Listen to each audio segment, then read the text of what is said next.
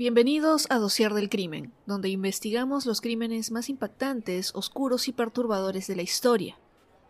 Hoy viajamos a la Nueva York de los años 70 y 80, una ciudad diferente a la que conocemos hoy, decadente, peligrosa, marcada por la violencia, el crimen y la corrupción. En medio de esa oscuridad surgió una figura que personificó lo más siniestro del alma humana. Un hombre que a simple vista era uno más en la multitud. Padre de familia, empleado estable, vecino tranquilo. Pero cuando caía la noche, se convertía en un depredador implacable. Durante más de una década sembró el terror en los barrios bajos de Manhattan y en los suburbios de Nueva Jersey. Haciéndose pasar como un cliente más, entraba a moteles baratos con mujeres jóvenes y salía solo, dejando atrás una escena dantesca. Fue apodado el asesino del torso por la brutalidad con la que dejaba los cuerpos. Otros lo llamaron el asesino de Times Square, porque esa fue su principal zona de caza, pero su nombre real era Richard Francis Cunningham. Durante años sus crímenes fueron considerados actos aislados, cometidos por diferentes autores, y la policía, saturada por el volumen de violencia en la ciudad, no logró conectar los casos a tiempo. Mientras tanto, él seguía sin pagar por sus crímenes.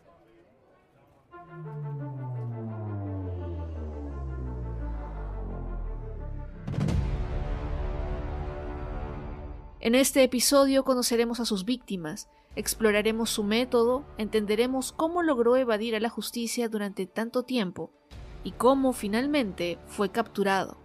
También analizaremos el impacto cultural de su caso en la historia, pero por sobre todo, recordaremos a quienes ya no pueden hablar.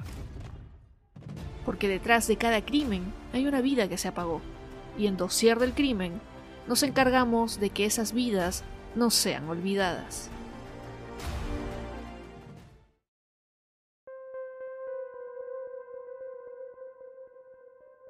Richard Cunningham no era un asesino improvisado. Desde el inicio mostró una frialdad quirúrgica y un patrón de conducta calculado. Sus crímenes no solo fueron brutales, fueron simbólicos, ritualizados y profundamente perturbadores.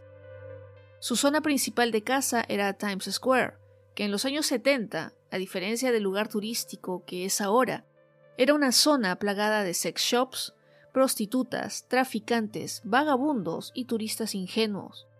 Una especie de zona roja dentro del corazón de Manhattan. Se sentía cómodo, anónimo, y ahí eligió a muchas de sus víctimas.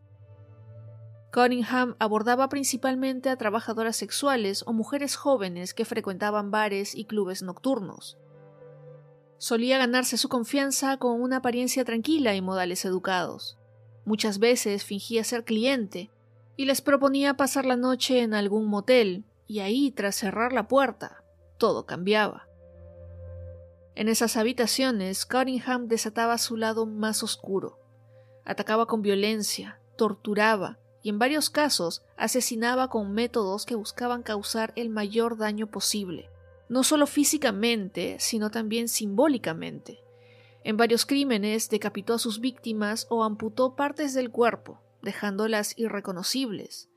De ahí que la prensa comenzara a llamarlo el asesino del torso, ya que muchos cuerpos eran encontrados sin cabeza ni manos. Además, tenía otra característica, la manipulación de la escena del crimen.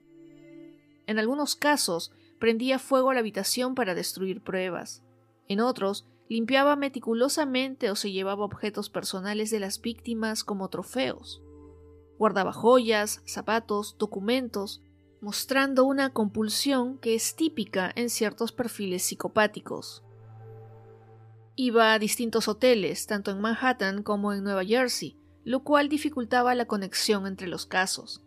A veces pasaban meses entre un crimen y otro, lo que permitía que la pista se enfriara. También se descubrió que llevaba una especie de kit en su auto: esposas, cintas, cuchillos, objetos punzantes. Todo para tener el control total de la situación. Incluso llegó a tener una lista de habitaciones y lugares donde había estado, como si llevara una especie de diario secreto de su actividad. Y no actuaba por impulso. Cunningham disfrutaba del poder, de ver cómo el miedo se apoderaba de sus víctimas. Esa necesidad de dominación fue el hilo conductor de todos sus crímenes.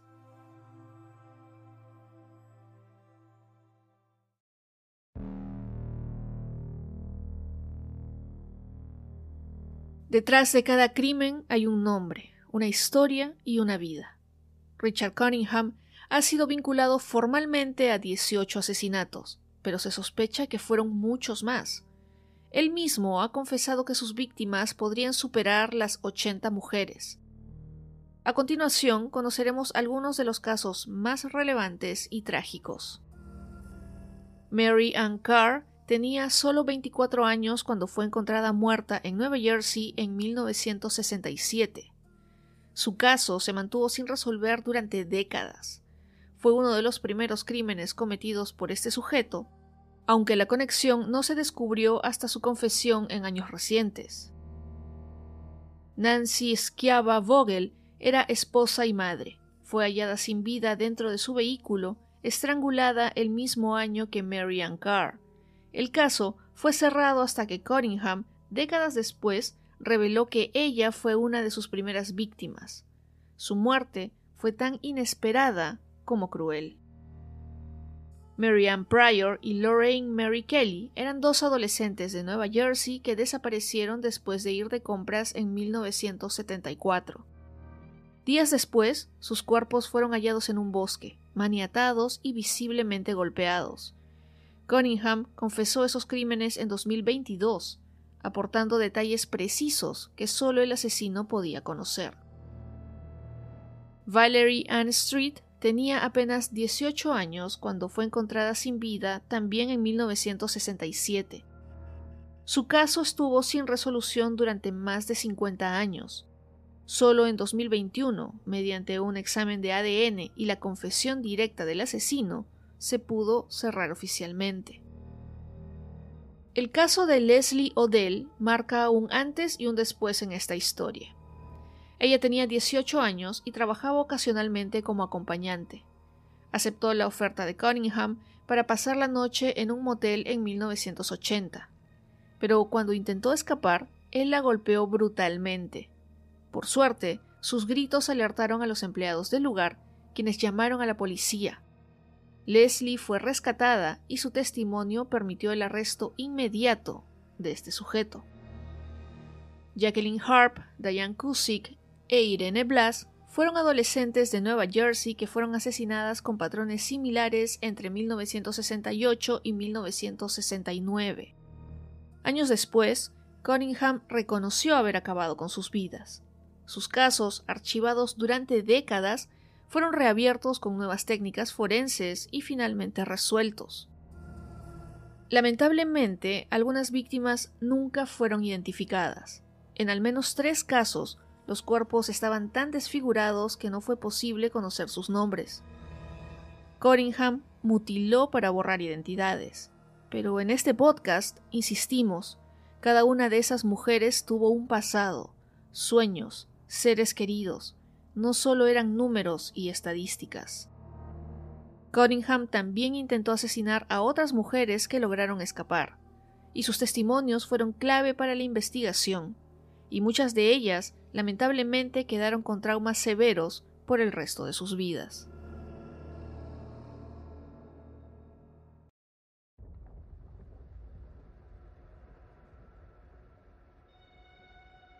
Cunningham nació el 25 de noviembre de 1946 en el Bronx y creció en una familia de clase media en Nueva Jersey. Su infancia no estuvo marcada por abusos visibles ni traumas conocidos.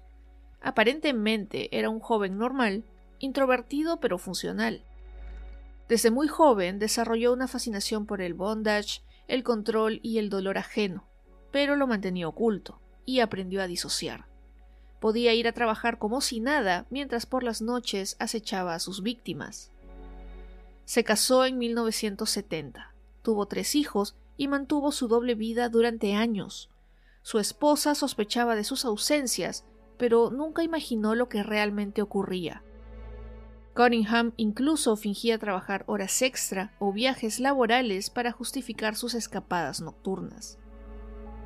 Él trabajaba como operador de computadoras para la Metropolitan Life Insurance Company, y lo curioso y macabro es que uno de sus colegas fue Rodney Alcalá, otro asesino serial. Aunque no hay pruebas de que se conocieran íntimamente, resulta bastante inquietante que dos monstruos compartieran un mismo lugar de trabajo. Pero durante el día era meticuloso, cumplidor e incluso cortés. Por la noche se convertía en un depredador. El 22 de mayo de 1980, Cunningham fue arrestado tras el ataque a Leslie Odell. La escena fue tan clara que su detención era inminente. En su poder tenía esposas, cuchillos y recuerdos de otras víctimas. Durante la investigación se hallaron en su casa más de 200 objetos personales que pertenecían a mujeres desaparecidas o asesinadas. Tenía cajas con joyas, fotografías, diarios y más.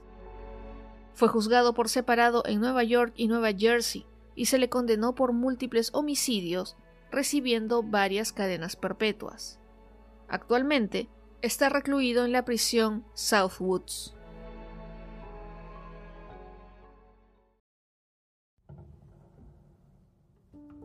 La historia de Cunningham ha aparecido en numerosos libros, documentales y podcasts.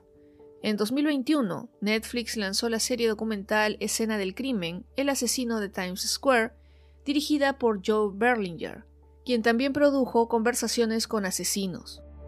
La serie reconstruye no solo los crímenes, sino el contexto social de una Nueva York caótica y peligrosa. También se han publicado libros como Las confesiones del asesino del torso, basados en entrevistas con Cunningham y archivos judiciales. Sin embargo, es la periodista Jennifer Wise, hija de una de las víctimas, quien ha sido clave en mantener viva la investigación y en presionar para que se reconozcan a todas las víctimas de este hombre. El caso Cunningham también ha sido materia de estudio en criminología, como ejemplo de asesino organizado, narcisista y manipulador. Su perfil psicológico ha sido comparado con el de Ted Bundy, pero con menos exposición mediática hasta fechas recientes. Pero más allá del asesino, más allá del morbo, este caso nos recuerda algo fundamental: la importancia de recordar a las víctimas. Muchas de ellas eran mujeres vulnerables en situaciones difíciles. Algunas trabajaban como acompañantes, otras simplemente estuvieron en el lugar equivocado. Ninguna merecía el destino que les tocó. Es por eso que sus nombres deben resonar más fuerte que el del asesino, porque mientras ese sujeto cumple su cadena en prisión, los familiares siguen viviendo con la ausencia, con las preguntas sin respuesta y con el dolor. En este podcast, en Dossier del Crimen, creemos que contar estas historias es una forma de hacer justicia, una forma de decir que no las olvidaremos. Gracias por acompañarme en este recorrido oscuro pero necesario. No olviden seguirnos en @Dossier del Crimen en Instagram y escuchar el podcast en Spotify y YouTube, así como activar las notificaciones para que no se pierdan el próximo episodio. Soy Jacqueline Isa y nos escuchamos la próxima semana, donde abriremos un nuevo dossier y profundizaremos en otro misterio criminal.